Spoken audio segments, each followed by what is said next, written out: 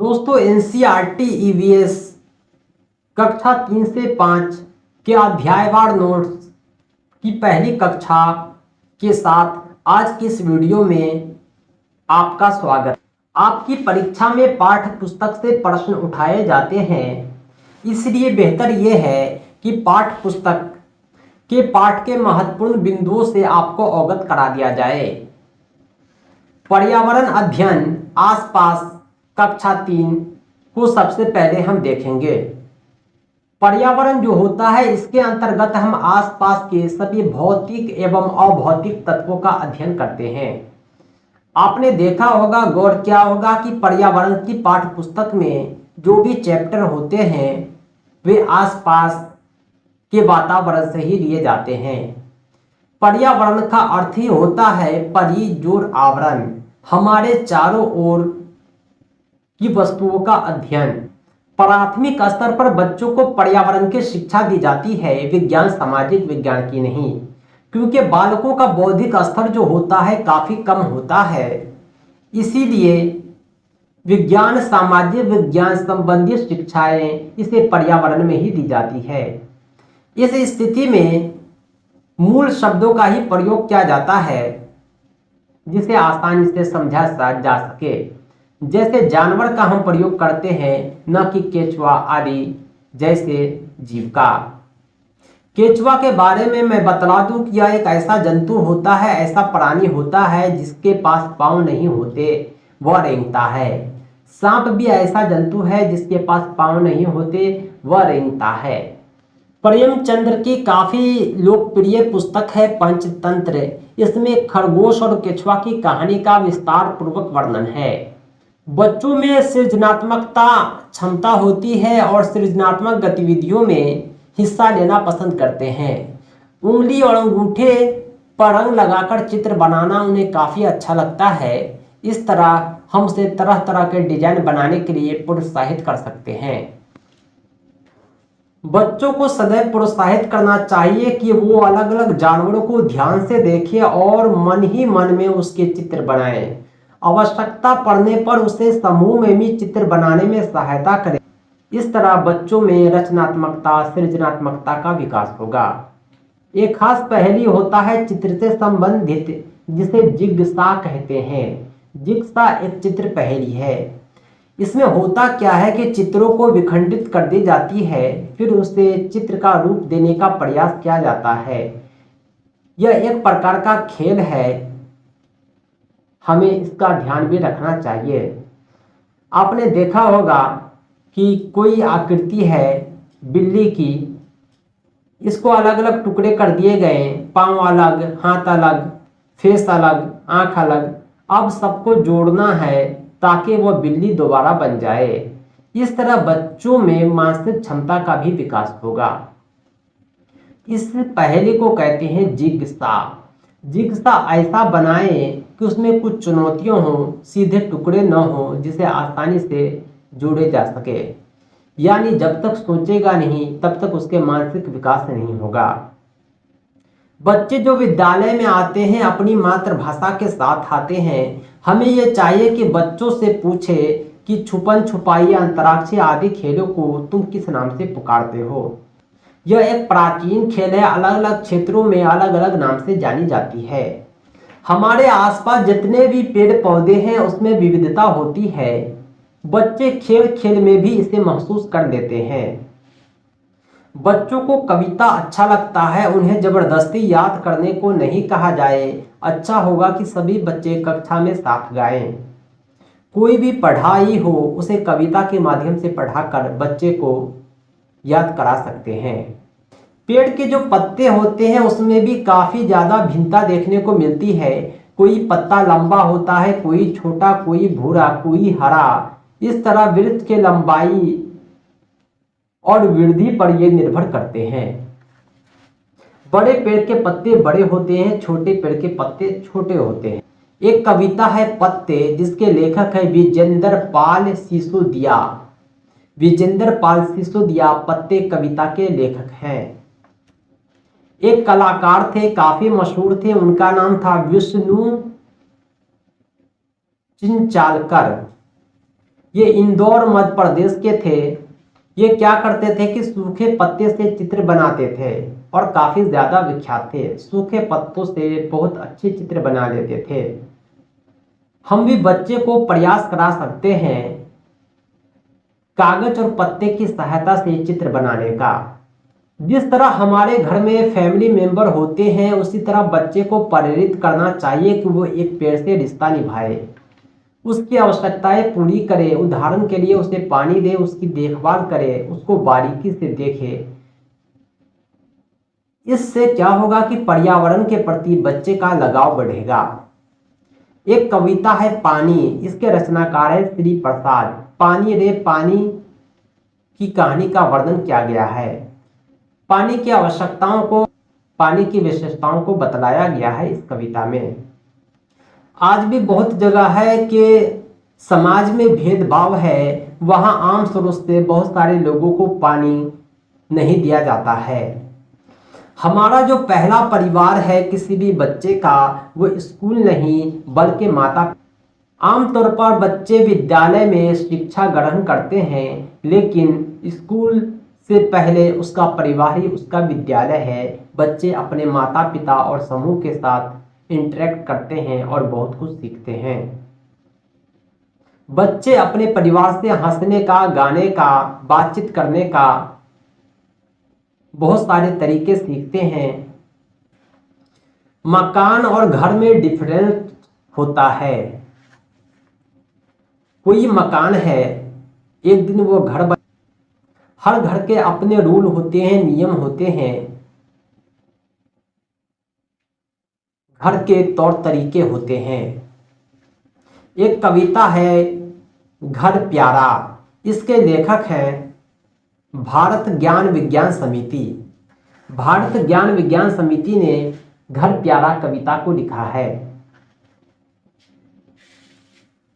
बच्चों से बातचीत करनी चाहिए कि वह त्योहार आदि अवसरों पर अपने घर को किस प्रकार सजाते हैं, ताकि हमें उसकी रचनात्मकता का पता चल सके। बच्चे जो होते हैं खुले माहौल में अपनी बात बेझिझक कहते हैं, इसी से दूसरे लोगों के बारे में हमारी समझ बढ़ेगी। बच्चों से संबंध बनाना और ऐसा माहौल बनाना जरूरी है जहां उनकी बात संवेदनशीलता से सुनी जा सके। एक शहर है हांगकांग, वहां के लोग सांप को खाते हैं। वहां का पसंदीदा भोजन सांप ही है। वहां के लोग लिंग हु फेन खाते हैं। सांप का ही एक डिश होता है जो लिंग हु फेन के नाम से जाना जाता है। कश्मीर के जो लोग होते हैं सरसों तेल से मछली बनती है, गोवा में नारियल के तेल से। सरसों के तेल से बनी मछली कश्मीर के लोग खाते हैं और गोवा के लोग नारियल के तेल से बनी मछली खाते हैं। गोवा में नारियल की पैदावार काफी ज्यादा होती है।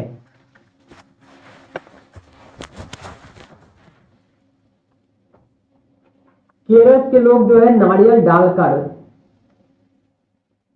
करी को खाते हैं, सब्जी को खाते हैं और टैपियोका उबालकर खाते हैं।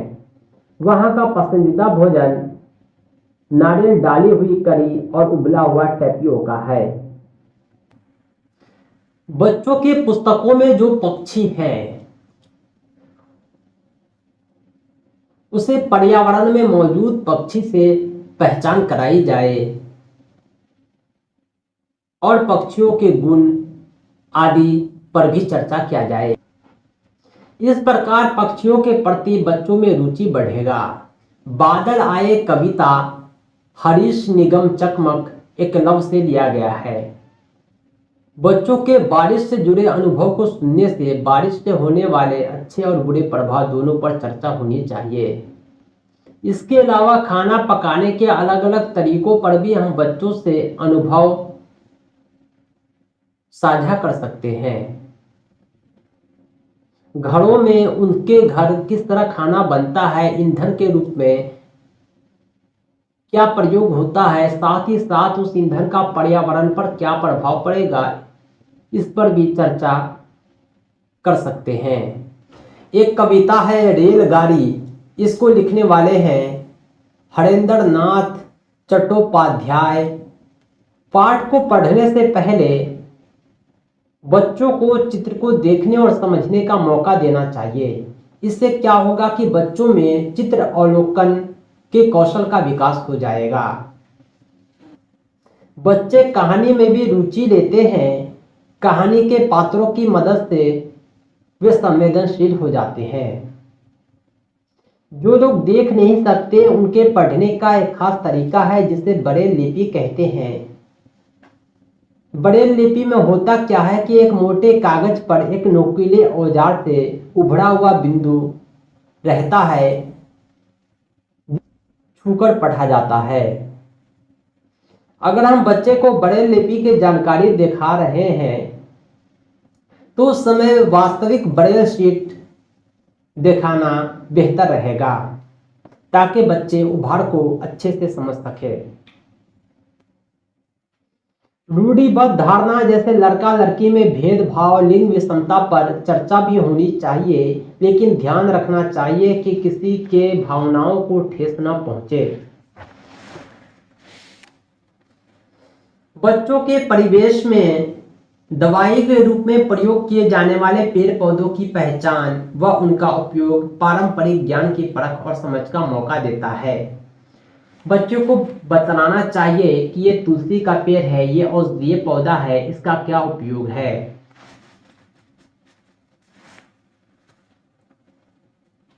कुछ पौधों के भाग जो होते हैं हमारे भोजन के हिस्से होते हैं।